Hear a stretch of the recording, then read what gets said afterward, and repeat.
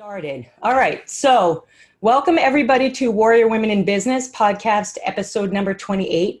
I know it's been a little while since you've heard from me. I'm Jasmine Sandler. For those of you that don't know me, I'm the CEO of Warrior Women in Business, and my whole mission is to help women in business and women in art grow. So I have amazing guests every week. And, you haven't heard from us in a little while because we've been preparing some events amidst COVID. So it's been a little insane. So I want to start just quickly by introducing Warrior Women in Business and what we have coming up. And then I'm going to get right into our guest, who we have about 24 minutes today.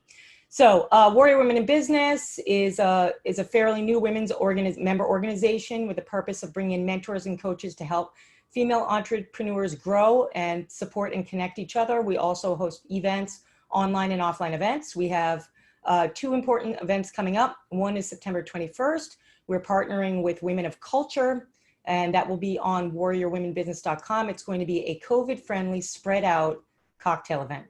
And then we are also doing, which I'm so excited about, we are hosting one of our coaches, Tina Trevino, who's the lead designer and CEO of Takaya Global Fashion Brands, and she is taking us through a fashion brand designer master course on Warrior Women Business starting September 27th. All right. So with all that being said, I am so excited today. I don't know how many of you had attended our first Brand You conference, which is a conference that helps female entrepreneurs with branding and thought leadership. But one of our key speakers and authors was Tamsen Fadal, who is our guest today on an extremely important day. It's Women's Equality Day, for those of you that don't know. And so I asked her, could you please be on this important day? And she said yes. So Tamsen and I have known each other. She was so gracious to give me her time for Brand You and today. Tamsen, if you don't know her or you're not in New York, she's pretty major, I think. And so she's a TV anchor at WPIX. She's a 12-time Emmy Award winner. She's a big supporter of Broadway. And for those of you that know me, I love the arts. And she also is a best-selling author. She's an author in the area of, well, she'll tell you, but women and women's growth and women in relationships. And she already has books out, and she'll tell you about that. And I asked her to be on today specifically because, as you may know from our past episodes where we work with the mayor's office and other New York mental health experts, I'm trying to help people, present people with ways that they can adapt and change in this time of transition. So Tamsen is in the process of writing or producing or distributing, she'll tell you, her latest book on change and transition. So with all of that, I'd like to welcome you to the show. If you want to say hello, Tamsen, that would be great. Hi there. Thanks for having me. And thank you for everything that you're doing all the time to help women and to help everybody, really. It's absolutely amazing because I think that the only way we do this is that we help each other. I came to New York originally and I got involved in a women's networking group. And to this day, and that was, oh my gosh, so many years ago, to this day, we all still stay in touch and help each other. And so, that's what it's all about. And I think we're learning that now more than ever before, aren't we? Yeah, we really are. And so, I always start my guests by asking, how did you get to where you are today? What was your path? Can you talk about that a little bit? Yeah, sure. So I anchor the 5, 6, and 10 o'clock newscast at WPIX Channel 11. I've been here for a while, but before that, I was in school and I was studying journalism and I was working at the college newspaper and I got my first job in radio. And I stayed in radio working at what was called then WINS News. It was different from the WINS News that in New York. Oh. Yeah, but it was news and sports and business and traffic. And we kind of got people going throughout the day. And I really love the idea of getting up and, being on top of the news and then informing people. And, I feel like I'm a distributor of information, right? That I get something, and if I think it's relevant, like you do, I want to pass it along. And I got involved with news because I really love telling people stories, and I love what we do in terms of being able to help people that might not have a voice, or people that need some more attention, or they need something solved, or they just need to know what's going on in their community. So I started in radio, and then I moved to Oak Hill, West Virginia, and that was my first market, and that was market, 200 or something. And then from there, I moved around the country quite a bit. I packed up my car every few years and moved to a different market. And my goal was to get to New York. And I was in Philadelphia just before this, and then I moved to New York well over a decade ago now. But I was, I've been very, very lucky in terms of being able to cover some of the major stories that, that have impacted us across the country. A hurricane chase for a while. Obviously, we have the, Laura right now that we're keeping an eye on in our newsroom. And, that's how I got here. And I worked hard, and I think I always said yes to every story that was asked to me. I think I was very, very lucky early on to have a lot of female mentors in this business, which I think is important. I had a lot of female news directors and management, which is, then was not as common as it maybe is now. And I've been lucky in that sense to have people come before me and just kind of, show me the way and show me that it's possible. And so, I've been here in New York, and I love it. New York is my home, and we've kind of banded together with, COVID and everything that's gone on, and you can really see what the city can do when people work hard. And if you look at our numbers, where we are now versus where we are in March or April of this year. Geez, of course. Every time I say it on the air, it's phenomenal. I'm always shocked by it, because I'm just so proud of what the city has done. Yeah. And, I went through 9/11. I literally was there at the building.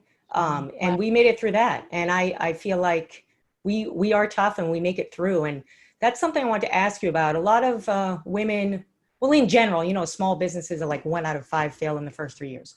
So with my audience, how do you keep, I would love to hear how you keep going, your resilience. Any tips you want to share on that? Because I find a lot of women struggle. They can't get to the next step in their career or their business. Is anything that you could share on that to help them?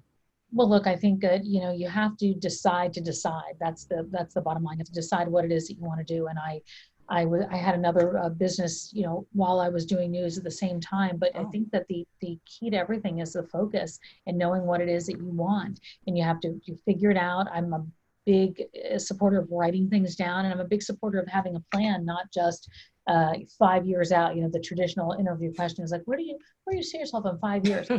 Begin to imagine. If we just look at where we've been in the last 365 days, not even last 6 months, we know how quickly things can change. And I think now more than ever, so I think focus is super, super important.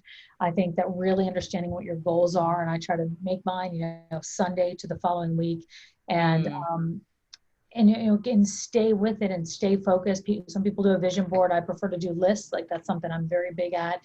And I try to go down that list and really be honest with myself about what I think I can accomplish versus thinking I can take on the world, because I don't think that that's always possible. But I find that people that have that focus, it gives them confidence, even if you're not able to accomplish something really big. If you just kind of take those small steps and go along, build into where you want to be. And I also think having a really good team around you is super, super important. We can't do what we do in news every day if we didn't have a team. That's why it's called news team. I think you have got to have good people around you, people that have your same value system, people that share in the same belief, people believe in you and that you believe in. And it's important to have that, so you don't give up. And so you do have that confidence, because everything rides on that, especially now when we're looking at so many people that are having to make different pivots or transition or move into a different space that they didn't even know they were going to have to do up until, maybe a few months or a few weeks ago. Yep. I couldn't agree with you more. I was telling my client that this morning. Without a strong team and focus, you just can't get there as an entrepreneur. It seems it's almost impossible. Yeah, I agree. I agree that it's hard to cut through that noise. And I think you do have to surround yourself. And I also think it's important. And I've interviewed so many people that I think are just phenomenal in terms of being able to turn their lives around. And I always love to share their stories. And they're not people that are necessarily famous or somebody, some household name that's on TV. But these are just people that have really worked very, very hard and they're passionate about what they want, and they believe in what they want, and they don't take no for an answer. And that's a really important part of that. Absolutely. So as we talk about transition and change that you were talking about, so, I do personal branding for clients, and they have to make a lot of choices, right? So in what you've seen and in sharing these stories and covering these stories on people and change, what advice do you have in terms of finding the path and sticking to it? Because I feel that, this is a great time for change. This is what we're in now. Sure. You have to adapt, you have to change, but it's happening in a microsecond. Right. And there's a lot of opportunities. So what's your advice on calm, focus, identifying that path, and then marching forward in that path in change? Yeah, I mean, it's People not out there easy. that are changing. Yeah, I mean, you probably see it all along. And when we were at the conference, we saw a lot of people branding themselves and a lot of people trying to get to the next place. And I look at them and I'm so amazed with people that have that kind of focus, because I think it's important. But now we're talking about change at a different speed. We're talking about different types of change, whether it's getting in and out of a relationship, whether it's business, whether it's getting healthy. I'm turning 50 this year, so my big change is still ahead in the next 90 days. But I think that all of it is kind of the same thing, right? It's about staying in motion. It's about first knowing exactly what it is you want. It's about not getting distracted. There's a lot of noise. We can spend hours and hours scrolling through feeds, comparing ourselves to other people, seeing who's doing something better, seeing why do they have that and why don't I have this. And I hope that this has been a time for people to be still. Like we really had, we call it a reset, but we really had a reset, not only of our businesses and what we do in our daily lives and our habits, right? The habits that we do every day, going out to get coffee. At one point, we weren't even doing that. Coming into the city, going to work, being on Zoom all the time. So we have really, we've really changed, and it's not easy all the time to not compare yourself to everybody else that's around there. And we're constantly inundated by that new information. But I think you do have to focus and decide exactly what you want, what's best for you, not what's best for your neighbor, not what's best for the person you used to work with or work with currently, or, somebody that's come ahead of you, but what you really, really want. And the only way to do that is to really hear yourself and be honest about it. There's a lot of times where I look back maybe 10 years ago and I go, gosh, I thought I really wanted that. And I got close to it and I decided that's not really what I want. So you have to be honest with yourself. I am, again, big about writing things down, writing down my answers, writing down my plans, and sharing those too with people around you so they can hold you accountable for things. Because it's important that you don't wake up every day thinking like, I gotta do this, I gotta do this, I gotta do this. Yeah. It becomes so overwhelming. You're almost paralyzed, and you shut yourself down completely and go, I can't even deal with it, right? No matter what it is. I don't care if it's I totally agree. So I think that that's important. And then I think that, you've got to stay in motion too, and be kind to yourself about it. If you can't get something done, that's not the end of the world. It's just not. And I think that we've certainly learned that lesson. We've learned how important self-care is. And in some ways, we're kind to other people and maybe not so much to ourselves. Yeah. Well, I love psychology. That could take us like a 4-hour conversation. Yeah. I'm not an expert in that, but I definitely know. That's one of we usually always talk about psychology on this podcast because since the beginning of being in business, I have this chart and it says psychology equals business, and it really does. It's one and the same. And I like that you talk about you have to treat yourself well, especially if you're going through change. And sometimes that's hard to meet, and when you don't even know your expectations, right? It's a little difficult. Well, a lot of the times we say that we don't have time to take care of ourselves, right? You have to. You have no choice. And it's funny, it's only when we don't have our health that we realize how important it is. And, I think that this has been a really a time. It's been a wake-up call. It's something I could have never in all my years of news, if you had said that, hey, this is going to happen in 2020, I would have never... I would have made all bets against it. I really would have. And so I look at where we are right now, and I'm appreciative of the people I interview every day, the people I work with every day. I think we see new things with a new lens. And I think it's important as we go forward to continue to do that and be kind to other people, but be kind to ourselves, most importantly. Yeah, absolutely. So tell us a little bit about your book that's coming out and what we can expect in terms of is it a workbook? Is it stories? Talk to us about that. Yeah, I wrote the new single, and it was about divorce and kind of finding yourself again. And there were a lot of parts of that applied to other things that weren't about divorce. And I talked to a lot of different people. I did book tours, and I speak to a lot of women now on social media and through my own through my own networks, and they're like, well, this applied to divorce, but I'm not going through divorce. I'm going through a job change, or I'm going through, age. And when I originally sat down to write a book about the kind of the next part of life, I was talking about, turning 50 in midlife and how difficult that was going to be. And the truth of the matter is this kind of put me on my heels too. Yeah. And I said that, this is about transitions. This is not about age. This is not about job. This is not about divorce, especially. It really is about kind of moving through that next step, moving through fear. I mean, it's not easy to move through fear.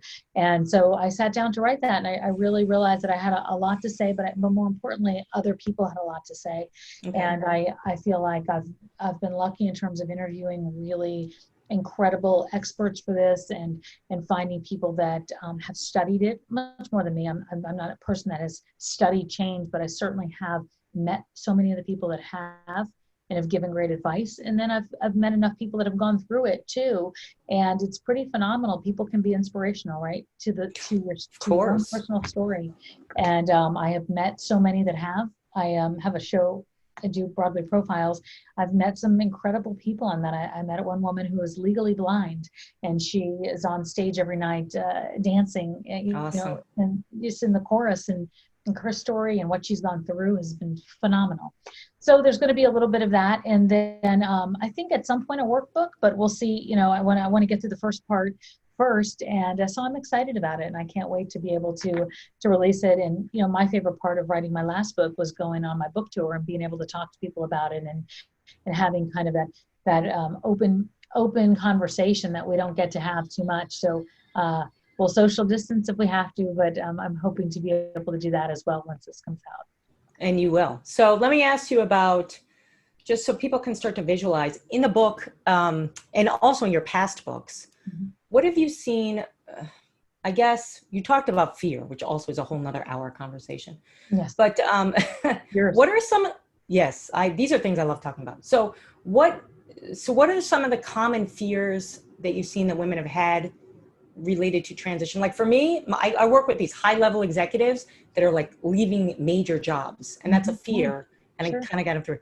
So what are some of the fears that you see with some of the folks out there? Why should they read it? And I know that you're collecting great stories. Talk about that a little. Well, listen, I think that what is fear? Fear is, your fear of failure. That's what most people, whether it's monetary, whether it's emotional, whether it's a person, whatever it is. I mean, that's what it is at the end of the day. And I think that oftentimes it's fear is what we don't know, right? What's on the other side of it? That's what's been driving all of this so far. We're in a place where we don't know what's next. We don't know what's on the other side. When we say it a lot, right? When we get on the other side of this, because we don't know what is there. And that's kind of what I set out to figure out and get some answers to. And I've had some people in there that have gone through it, didn't know what was on the other side, didn't know what they wanted. And with regard to what you're talking about, I'm sure you have people that have left jobs involuntary, not just voluntary, making that pivot, but involuntary. And both of those have different challenges with them, right? Some are, absolutely, you decide to step out of something on your own and you want something different, or it's just not serving you anymore. You need more time with your family. Others are knocked back and never saw it coming, so never even had time to be afraid. So we try to address both of those things, but I think at the end of the day, when we talk about transition and we talk about moving from one thing to the next, even if we say we know what we're going into in a transition, we're looking for, you never really know, right? And so it's a matter about being in the moment and understanding the moment that you're in and being okay with whatever that next moment is. And I've just interviewed some people that are going to be able to guide through those transitions, and that's what I'm excited about. Because look, nothing stays the same, right? Nothing is forever. Nothing stays the same. So as soon as we get comfortable, we know something's going to change. And hopefully it's for the better, even if we're in the harder times. Even if things are terrible in change, it's generally for a good reason. So I like that you talk about, that cliche about seeing what's on the other side, but I love what you said about like trusting the process, being in the moment. That's what it's all about. And I also like that you talk about not beating yourself up, self-care, because I find a lot of women even me, I mean, definitely me, too hard on ourselves and not, I always say, like this invisible pat on the back when you're going through change, because you have to be your own best supporter, right? So yeah, it's okay to tell yourself thank you every once in a while. We tell everybody else, right? we're always, It's okay to thank ourselves every once in a while. Yeah, like good job, Jasmine, good job, Tamsen. Yes. So I know that good job to you for pulling all this together and getting these words out, because I think people, I love to hear people's stories, and I think we all learn from everybody else. Nobody has all the answers. Anybody who professes to just doesn't.